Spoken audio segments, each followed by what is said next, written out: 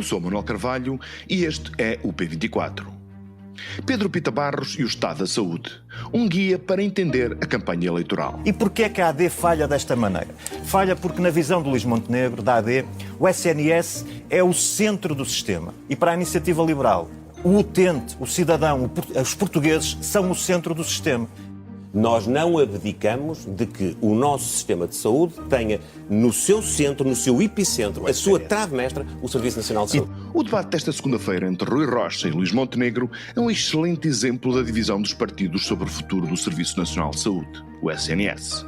O presente é, bem se sabe, difícil e o que vem a seguir tão incerto que é natural que os partidos se dividam sobre as terapias para o proteger. No geral, a direita segue os trilhos da receita liberal que confere à qualidade da gestão, à concorrência ou à eficiência o poder de manter o SNS em ordem. À esquerda, a concessão de serviços aos privados ou, como pretende a Iniciativa Liberal, a criação de vários subsistemas privados que concorrem entre si na prestação de serviços é o fim do serviço universal e tendencialmente gratuito que os portugueses aprovam em todos os estudos de opinião. Na oposição entre soluções, obedece-se a guiões ideológicos ou a concepções de sociedade, mas tenta-se, antes de mais, encontrar solução para um problema crescente. O SNS está em dificuldades, ainda que por vezes essas dificuldades sejam mais percepções do que realidade. O problema não é só dinheiro. Este ano o Estado vai gastar 17 mil milhões de euros no seu financiamento. Nem apenas de falta de médicos. Em Portugal há 5,8 médicos por 1000 habitantes, o que compara bem com a média da União Europeia, embora neste rácio entrem os reformados e não se atenda à carência de alguns especialistas, por exemplo, em áreas como a obstetrícia. Seja como for, em Portugal a população residente aumentou e envelheceu. Os problemas são novos e maiores. Há mais de 1,5 milhão de pessoas sem médico de família e se a produtividade do SNS cresceu, tem cada vez mais dificuldade em responder ao aumento da procura. Sem médicos de família, resta para muitos ir às urgências e é por isso que 40% dos desatendimentos nas urgências são de casos não urgentes. Pior ainda, a crescer a enorme despesa do Estado no SNS, as famílias pagam quase 30% da despesa total com cuidados de saúde, uma das mais elevadas percentagens dos países da União Europeia e da OCDE. Para se tentarem proteger das dificuldades ou das incertezas, reais ou imaginadas, 4 milhões de pessoas têm seguros de saúde. Saber se o SNS entra nos eixos e é capaz de responder à enorme expectativa que os portugueses têm sobre os seus serviços é, por isso, uma questão política de primeira importância. As fragilidades do sistema são agora atribuídas à AD, como há um ano eram ao Partido Socialista. Mas os debates em curso têm sempre o mérito de nos chamar a atenção para os problemas e, mais ainda, de nos apresentar eventuais soluções. O P24 entra nesse esforço de esclarecimento e convidou para o episódio de hoje Pedro Pita Barros. Pedro Pita Barros é um dos mais reputados especialistas portugueses em economia da saúde. É atualmente professor da nova SBE. Este é o P24. O seu dia começa aqui. Viva, professor Pedro Pita Barros, obrigado por vir ao P24. O SNS tem sido nos últimos anos talvez o principal tema de discussão pública e política no país. O estado do Serviço Nacional de Saúde justifica tanto empenho ou preocupação, ou será o caso de a percepção do problema ser talvez mais grave do que o próprio problema em si? Viva, em primeiro lugar, obrigado por me considerarem para este podcast. E agora respondendo à questão... O sistema da saúde é, em geral, um tema sempre caro às pessoas, não, em Portugal e fora de Portugal. E por isso, a forma como o sistema de saúde funciona recebe sempre muita atenção. E, portanto, é natural que em Portugal haja sempre a preocupação com o Serviço Nacional de Saúde, quase independentemente da forma como está a funcionar. Isto porque, se nós recuarmos 10 anos, 15 anos, encontramos as notícias da destruição do SNS repetidas vezes anunciadas, e repetidas vezes encontramos as juras de fidelidade ao Serviço Nacional de Saúde, e ele lá vai evoluindo e lá vai continuando a funcionar. Portanto, diria que tem resistido, pelo menos, não é? Tem resistido melhor numas áreas do que noutras, mas claramente é algo que é apreciado pela sociedade portuguesa e que normalmente nós tendemos a procurar mais os defeitos do que as qualidades, até muitas vezes numa ótica de conseguir melhorar. E, portanto, muitas vezes nós devemos olhar para o Serviço Nacional de Saúde com preocupação no sentido de dizer gostávamos que ele estivesse a fazer melhor, mas ao mesmo tempo podemos reconhecer que há muito que já é feito e é feito bem. E, portanto, temos aqui quase uma dualidade de interpretação do que é que se passa com o Serviço Nacional de Saúde. Agora, é evidente que neste momento nós temos mais dificuldades que aquelas que tínhamos há alguns anos atrás e, sobretudo, que o tom das dificuldades que são apontadas ao Serviço Nacional de Saúde mudou na última década. Se nós recuarmos aos tempos da Troika, ou antes da Troika, as principais preocupações nessa altura eram preocupações da ordem financeira, da capacidade de garantir a sustentabilidade financeira do Serviço Nacional de Saúde. Era muito o tema da discussão nesse momento.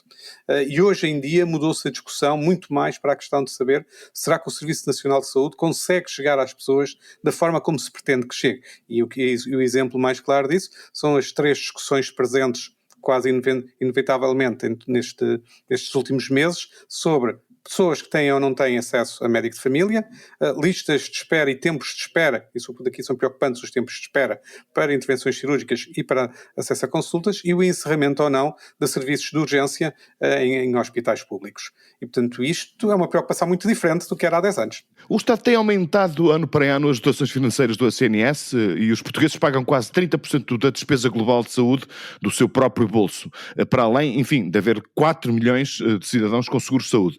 Nas suas reflexões, o professor diz muitas vezes que mais do que um problema de dinheiro, por vezes o SNS tem um problema de organização ou de gestão. Explique-nos porquê essa sua reflexão. Essa minha sugestão de que essa parte do problema vem do seguinte: se nós temos sucessivamente incorporado mais dinheiro no Serviço Nacional de Saúde e os problemas não têm desaparecido, é porque não pode ser uma questão apenas de suborçamentação crónica, como muitas vezes já era dito. Tem que haver mais do que isso.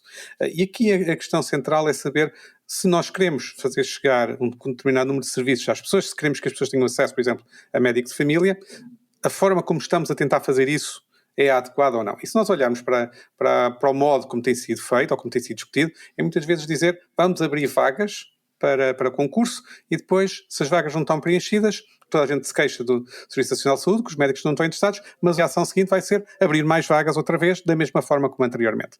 Ora, se as pessoas não vão se não são tentadas a entrar no Serviço Nacional de Saúde, ou se depois de recrutadas começam também a sair aos poucos outra vez, e nós temos essa situação de ver que algumas das pessoas que são recrutadas depois saem, então não é apenas uma questão de dinheiro que lá está envolvida, não é uma questão de dinheiro global que lá está envolvido.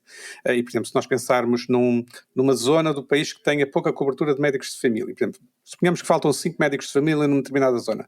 Se colocarmos apenas lá um, que através de um concurso, essa pessoa vai ficar afogada em trabalho, porque haveria trabalho para 5.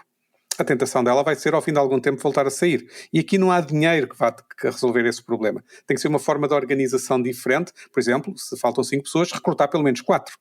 E esta é uma decisão de gestão. E é uma decisão de gestão que pode ser tomada.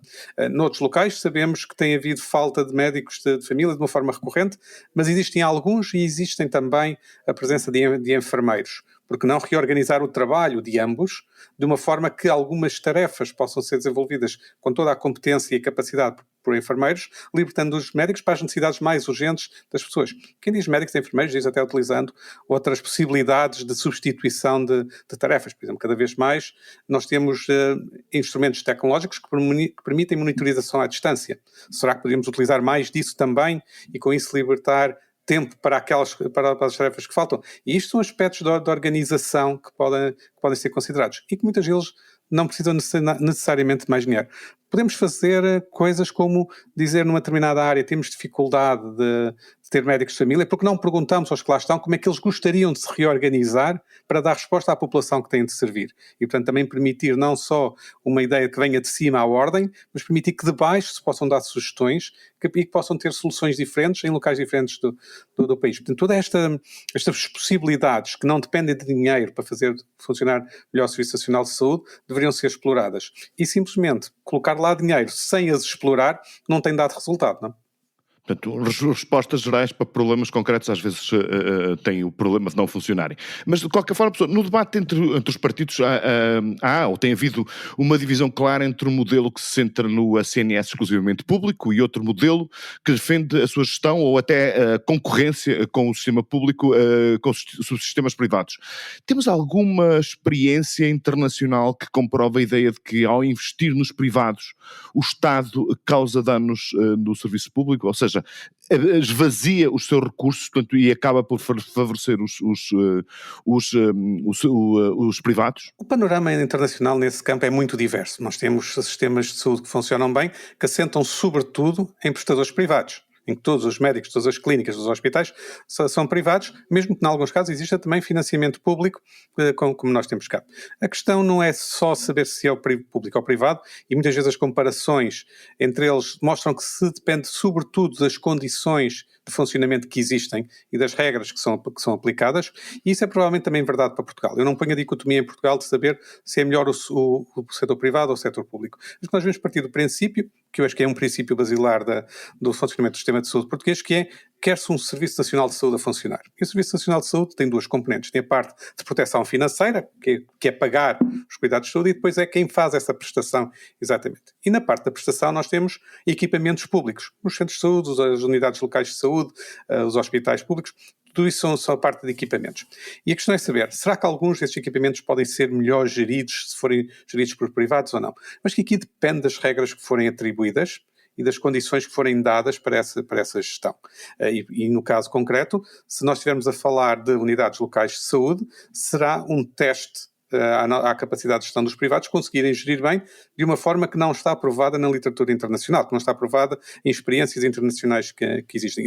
Existiu uma em Espanha, também que foi muito discutida, mas que não demonstrou inequivocamente que fosse melhor. E, portanto, nós, mais do que pensar se é público ou privado que faz diferença, é pensar quais são as regras que estão a ser usadas. E no caso, quando nós falamos em gestão privada, e por ser gestão privada, esses equipamentos não deixarão de ser do Serviço Nacional de Saúde, isto é, mesmo que haja gestão privada de uma unidade local de saúde, para o cidadão deve ser igual a qualquer outra unidade local de saúde. Portanto, do nosso ponto de vista como cidadãos, não deve fazer completamente nenhuma diferença. Qual é a diferença que tem uma gestão privada aí? É poder ter alguma flexibilidade adicional do que faz, mas, sobretudo, ter um elemento central, que é a gestão privada tem algo de risco próprio e, portanto, tem um interesse muito grande em ser mais eficiente, em conseguir fazer bem. E esse é um aspecto que é dificilmente copiável no setor público. Porquê? No setor público eu posso pôr as mesmas regras de recrutamento que permite ao setor privado, posso permitir as mesmas regras de funcionamento. No entanto, eu não consigo impor a uma gestão pública que quem está a gerir tenha o mesmo tipo de custo pessoal e financeiro e monetário que tem se estiver numa gestão privada que não tem a capacidade de fazer uma boa gestão. E isso faz toda a diferença em termos de incentivos. Agora, será que isso é suficiente para fazer uma grande diferença ou não?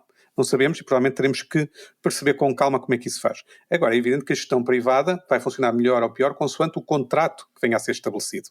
E aqui a palavra contrato é essencial nisto. Porque se eu dissesse a um gestor privado de uma unidade pública, olha, gaste o que lhe apetecer e o que quiser, que eu pagarei sempre aquilo que você me pedir.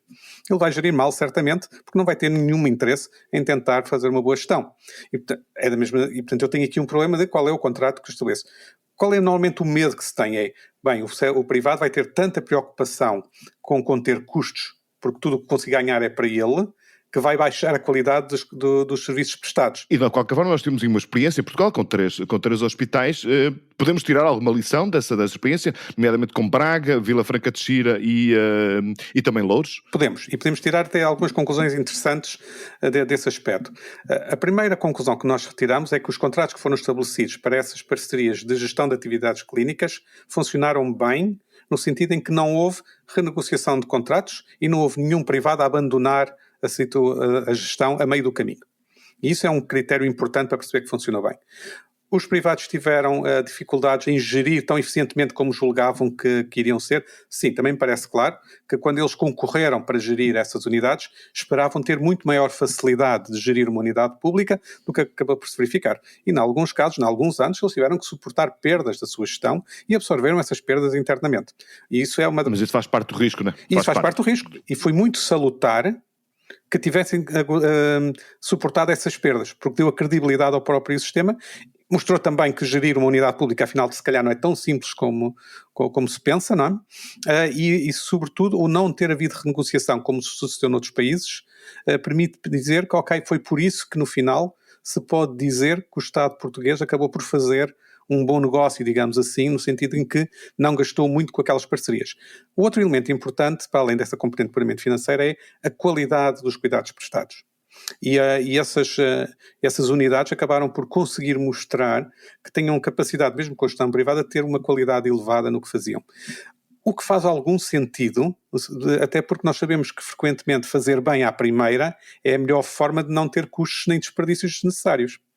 E, portanto, a procura de qualidade fará parte também de ser uma gestão eficiente. E, portanto, esse também é um bom sinal nesse aspecto. E, portanto, as nossas parcerias, como as tivemos, na parte da gestão clínica, até funcionaram relativamente bem. Agora, curioso é que nós também mantemos parcerias público-privadas na parte de manutenção dos edifícios que foram construídos. E esses edifícios que foram construídos e que estão lá, são ainda parcerias por 30 anos, continuam a funcionar sem haver nenhum drama com esse funcionamento, nem com nenhuma queixa especial sobre isso, o que também é um bom sinal de como as parcerias funcionaram. Isto é uma discussão sempre muito, muito complexa, onde, enfim, muitas vezes faz falta um fator essencial, que é o fator do bom senso, e por isso, professor, muito obrigado pelas suas reflexões e pelo seu conhecimento e pelo seu estudo nesta área da economia da saúde. Foi um prazer tê-lo aqui connosco no P24. Até uma próxima. O prazer foi meu, obrigado.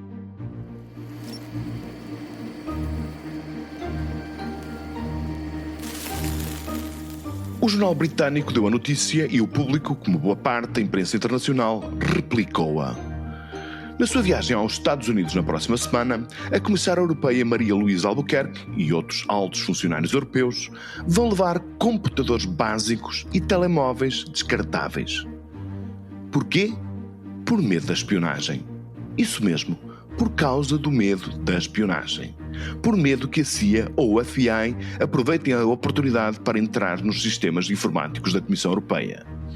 A desconfiança diz tudo sobre o estado da relação da outrora sólida parceria transatlântica. Quando perante um amigo se desenvolvem atitudes defensivas que normalmente se usam com inimigos, está na hora de avaliar essa amizade. Para nosso infortúnio, é neste preciso ponto que estamos com a América de Donald Trump. O P24 regressa amanhã. Tenha um bom dia. Para não perder os novos episódios, subscreva este podcast do Público na sua aplicação preferida. Para além deste programa, há mais para descobrir em público.pt/podcasts. O Público fica no ouvido.